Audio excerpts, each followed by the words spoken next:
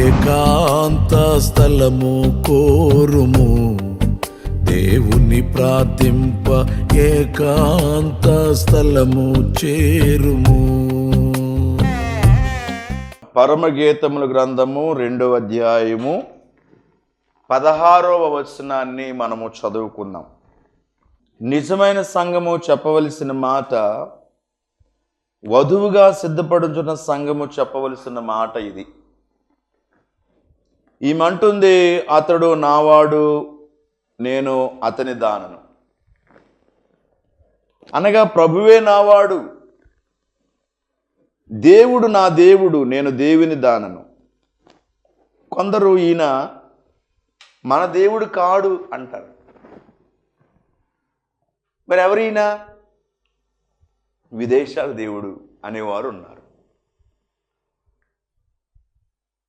కానీ యావత్ ప్రపంచానికి మధ్యస్థానమైన చిన్ని గ్రామము బెత్లెహేములో ఆయన పుట్టాడు. ఆయన పుట్టుకే ఒక ప్రత్యేకత. ఆయన మనకులాగా స్త్రీ పురుష కలయిక వల్ల పుట్టినవాడు కాడు. ఆయన పుట్టుకే ప్రత్యేకమైనది.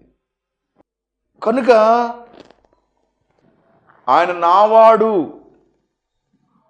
అనే వధువుకు ఉండవలసిన 7 లక్షణాలను గురించి జ్ఞాపకం చేస్తాను. ఆయన నావాడు అంటుంది కదా వధువు, ఆయన వరుడు, ఆ వరుడైన యేసుక్రీస్తు ప్రభువు నావాడు అంటుంది కదా ఈ సంఘం. నావాడు అన్న సంఘానికి ఉండవలసిన 7 లక్షణాలు. 1వ లక్షణము సమర్పణ. సమర్పణ సమర్పణ ఆయనకు అప్పగించుకోవడం. నా ఇష్టమిదిగో ఇది, నీ ఇష్టముగా చేయి, నా ఇష్టమిక గాదది, నా ఇచ్ఛయో నాటి నాదాగై కొనుమపుడు, చెన్నుగా నీ వశమై అనే కీర్తనలో చాలా చక్కటి అర్థాలతో కూడిన పాట అది. నా ఇష్టం ఇదిగో, నీ ఇష్టంగా చెయ్యి, నా ఇష్టం కాదిక, నీ ఇష్టమే. కనుక మొదటి లక్షణము సమర్పణ. 2వ లక్షణము పరిచర్య. 3వ లక్షణము ఆసక్తి కలిగిన. 4వ లక్షణము ధైర్యము కలిగి. 7వ లక్షణము పట్టుదల కలిగి. ఇలాగున 6వ లక్షణము ప్రభువును చూచిన అనుభవం. 7 ప్రభువును ప్రకటించిన అనుభవం. ఈ వధువు వరుడైన యేసుక్రీస్తు ప్రభుల వారిని కలుసుకోవడానికి కావలసిన 7 లక్షణాలలో మొదటి లక్షణము సమర్పణ లక్షణం. 2 పరిచర్య. ఉదాహరణకి రాజుల 2వ గ్రంథము 4వ అధ్యాయము 8-17లో సునేమీరాలు పరిచర్య చేసింది. పరిచర్య చేసిన వారి పేర్లు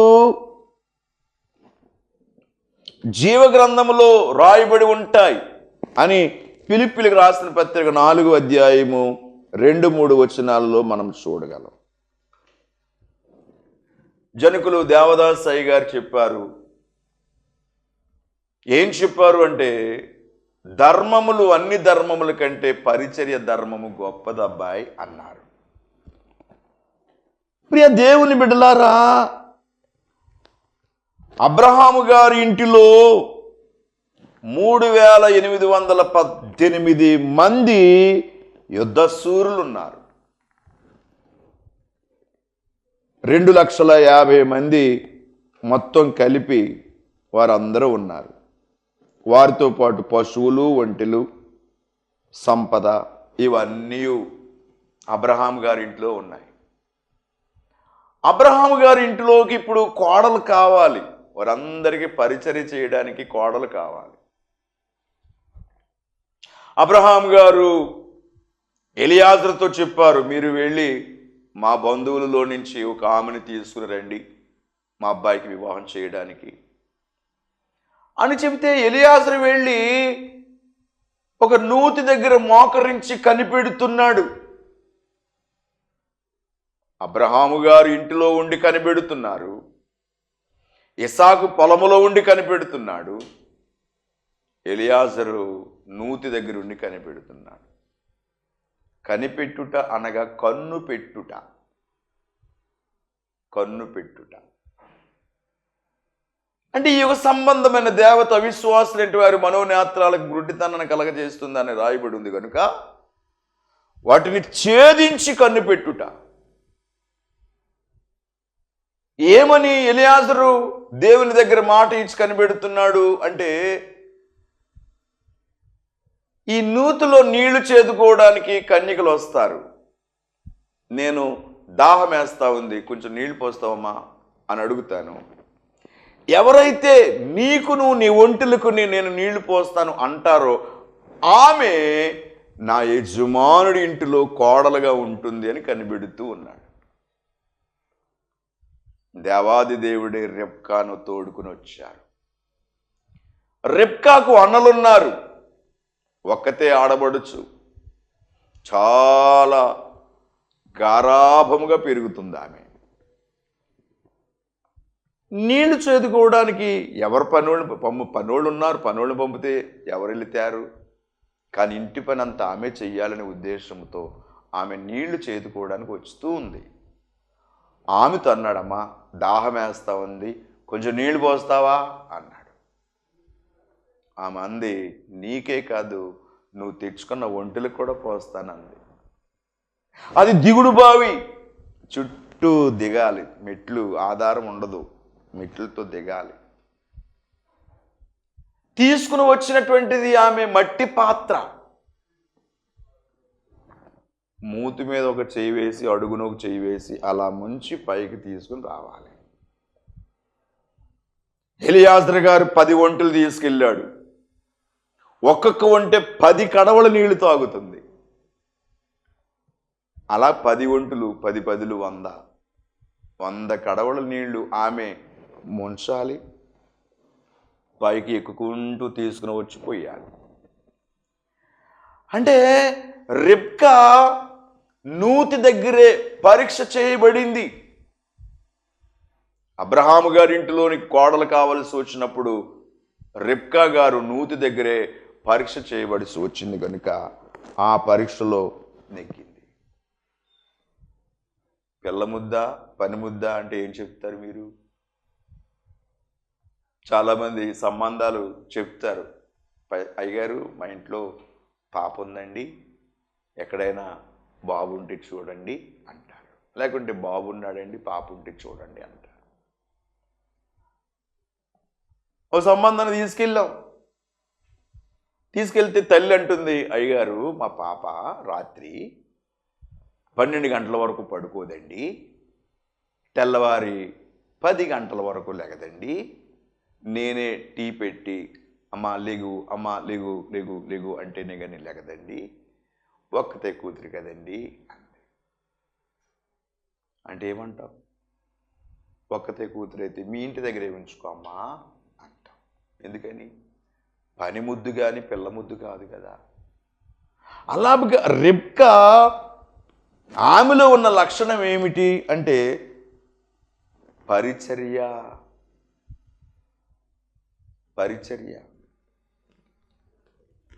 గమనించండి ప్రభునందు ప్రియ దేవుని బిడ్డలారా, 1వ లక్షణము సమర్పణ.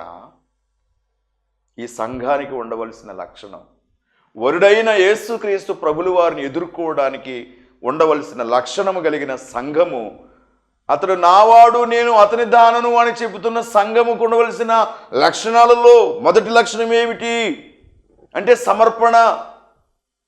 సమర్పణ చేసుకోవాలి, సమయాన్ని సమర్పించుకోవాలి, ఆమె శరీరాన్ని సమర్పణ చేసుకోవాలి, దేవుని కొరకు ప్రతిష్ఠించుకోవాలి, పరిశుద్ధముగా ప్రతిష్ఠించుకోవాలి. రెండవది పరిచర్య. అన్ని ధర్మముల కంటే పరిచర్య ధర్మము గొప్పది అన్నారు గనుక జనకులు పరిచర్య ధర్మము చెయ్యాలి. మూడవది ఆసక్తి కలిగిన ఆసక్తి. లూకాసు వార్తలో మనం చూస్తాము 19వ అధ్యాయంలో ఆసక్తి కలిగిన వారు ఒక ఆయన ఉన్నారు. యేసు ఎవరో చూడాలని ఆసక్తి ఆయనకి.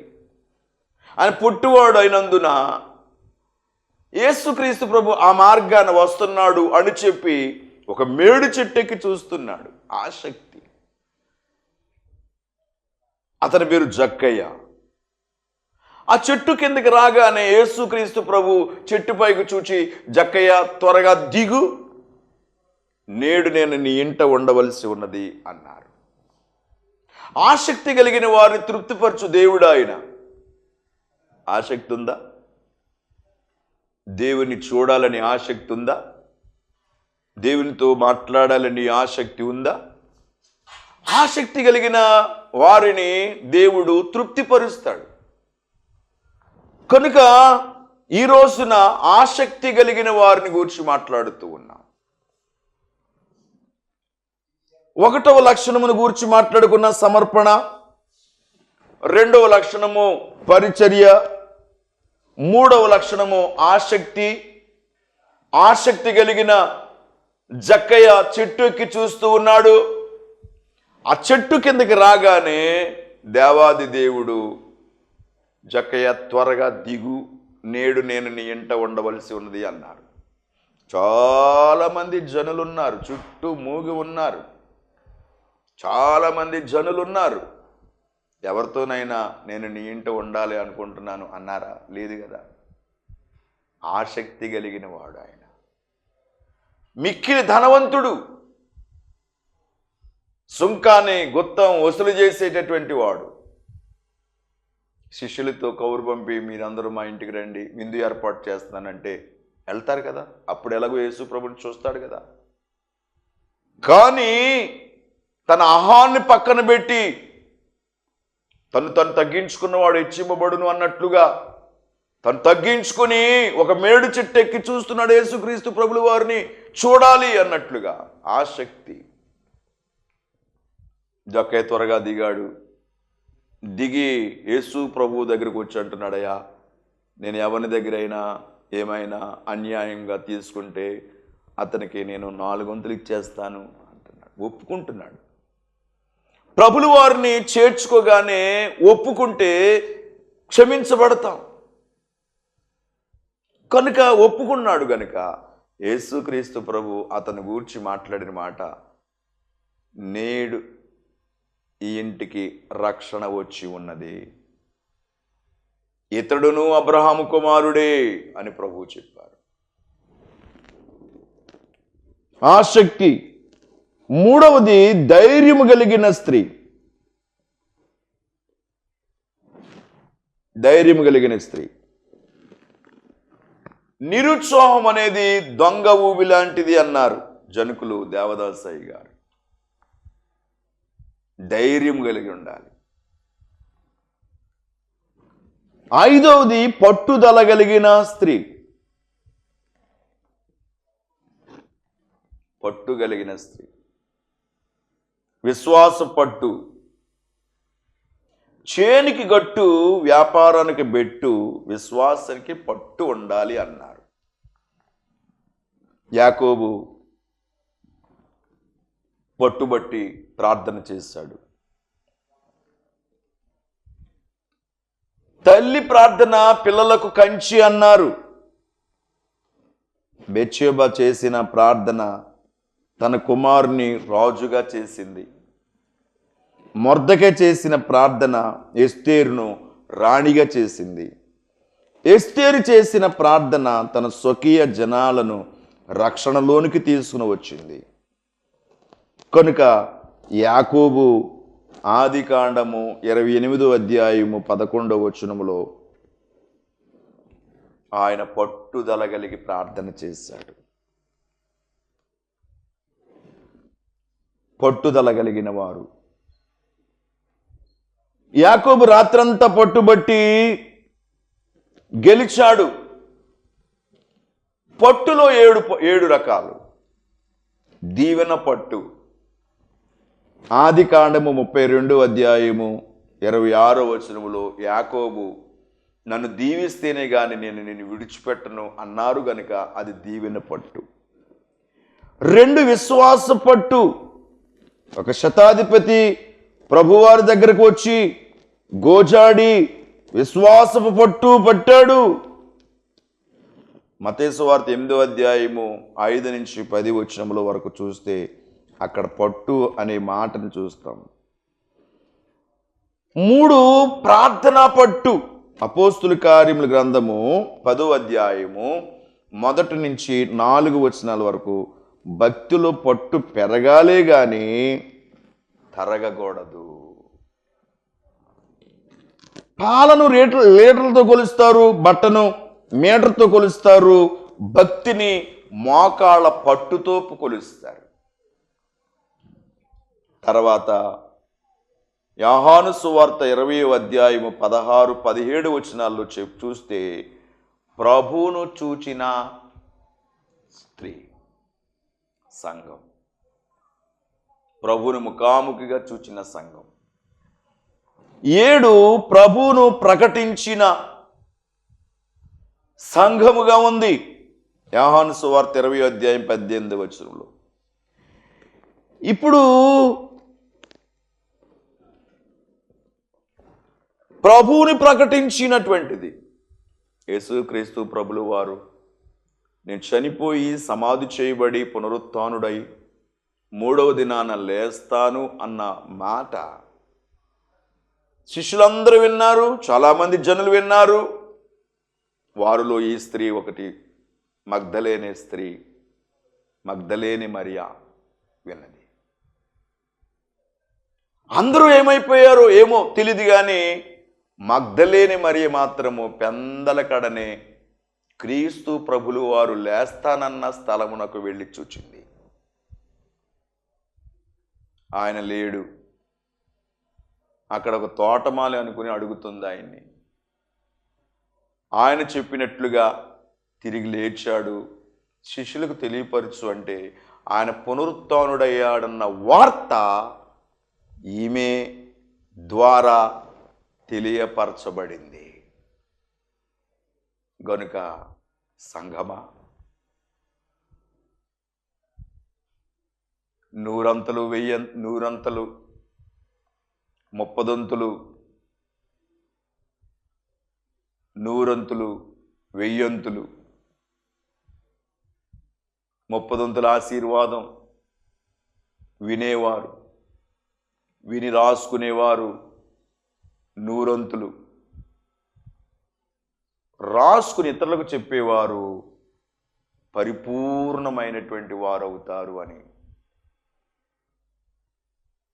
ఒక గొప్ప దైవజనుడు చెప్పారు. కనుక సంఘము సంఘములాగా ఉండకూడదు. విన్న వాక్యాన్ని హృదయంలో భద్రపరుచుకుని ఇతరులకు తెలియపరచాలి. అప్పుడే సంఘం అనబడుతుంది.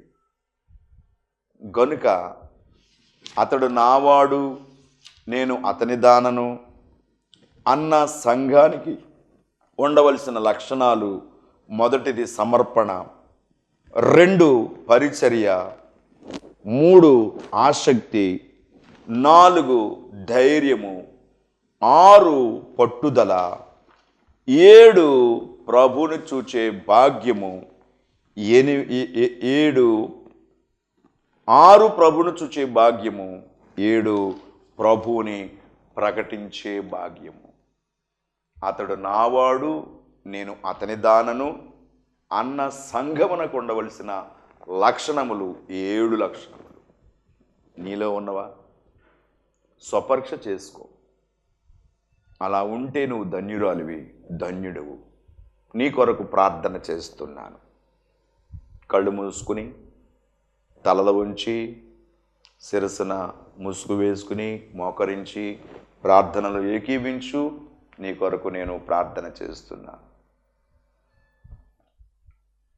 మహాగణుడవు, మహోన్నతుడవు తండ్రి, నీ ఘనమైన పాదములకు వందనాలు, స్తుతి, స్తోత్రాలు చెల్లిస్తున్నాను ప్రభువా. జీవము కలిగిన దేవుడవు, జీవాధిపతివి, మహోన్నతుడా, నీకు స్తోత్రాలు. ఆది అంతమున ఏకరీతి ఉన్న దేవా, ఇంతవరకు వివరింపబడిన లేఖనాలు బిడ్డలందరి హృదయాలు నాటి ఫలింపచేయండి. సైతానుడు ఎత్తుకుని పోగుడినట్లుగా నీరు కట్టండి.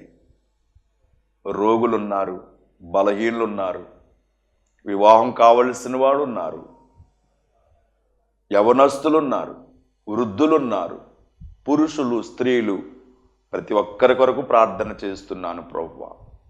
నీ నామమే బలమైనది, నీ నామమే ఘనమైనది.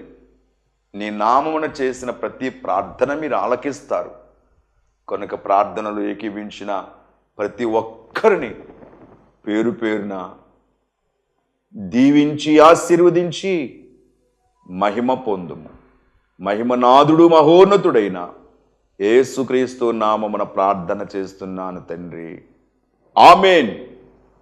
మన తండ్రి అయిన దేవుని నుండి, ప్రభువు అయిన యేసుక్రీస్తు నుండి, పరిశుద్ధాత్మ దేవుని యొక్క నిత్య సన్నిధి నిరంతరము సదా మీకు తోడై నడిపించునుగాక, ఆమేన్. ప్రభునందు ప్రియ వీక్షకులకు హృదయపూర్వకమైన వందనాలు. ఈ ప్రక్కన కనబడుతున్న స్క్రీన్ మీద కనబడుతున్న సరిత చారిటబుల్ ట్రస్ట్ ద్వారా అనేకమైన కార్యక్రమాలు జరుగుతూ ఉన్నవి. వృద్ధులకు ఆశ్రయము, అనాథలకు ఆశ్రయముగాను, మరి తల్లిదండ్రి లేని పిల్లలకు ఆశ్రయముగాను కనబడుతూ ఉన్న ఈ యొక్క సరిత చారిటబుల్ ట్రస్ట్కి మీరందరూ సహకరించాలని మనవి చేస్తూ ఉన్నాను. Google pay, PhonePe, QR code కూడా ఉంది. దయచేసి మీ సహకారాలు అందించండి. పక్కన ఉన్న ఒరిస్సా రాష్ట్రంలో జిల్లాకి ఒక పాస్టర్ గారు కూడా లేరు కనుక మనం అక్కడికి వెళ్ళి సేవ చేయాలని మనకు ఉన్న అక్కడ భాష ప్రాబ్లం వలన, భాష వలన మనం అక్కడ సేవ చేయలేము. అక్కడ సేవకులు కూలి పని చేసుకుని సేవ చేస్తున్నారు. రోజుకి 500 రూపాయలు వాళ్ళకి వస్తుంది. కూలి పనికి వెళ్తేనే కానీ సేవ చేయలేరు. వాళ్ళకి కనీసం ఒక 5,000 రూపాయలు ఇస్తే వాళ్ళు సేవ చేయగలరు. ఒక రైస్ ప్యాకెట్ కానీ, ఒక కందిపప్పు ప్యాకెట్ కానీ, ఒక నూనె ప్యాకెట్ కానీ అందించి వారిని ఆదుకోవాలని మనం చేస్తూ ఉన్నాను. అక్కడ దేవాలయ నిర్మాణమునకు 3 లక్షల నుంచి 5 లక్షలు ఖర్చు అవుతుంది. మీలో ఎవరైనా ప్రేరేపణ కలిగిన వాళ్ళు ఎవరైనా ఇస్తే మిమ్మల్ని తీసుకుని వెళ్ళి అక్కడ దేవాలయము ఓపెన్ చేపిస్తాం. అలాగనే అక్కడ సేవకులకు వెహికల్స్ కావాలి. వెహికల్ కూడా చాలా అవసరం. జిల్లాకి ఒక పాస్టర్గా ఉన్నారు కనుక వాళ్ళ కొరకు ముఖ్యంగా ప్రార్థన చేయండి. ఈ QR code, Google pay, PhonePe number 9177465649 Saritha charitable trust ద్వారా ఈ కార్యక్రమాలు జరుపుతున్నాయని మీకు తెలియచేస్తూ ఉన్నాను. అందరికీ వందనాలు. My God bless you. దేవుడు మిమ్మల్ని దీవించి ఆశీర్వదించునుగాక, ఆమేన్.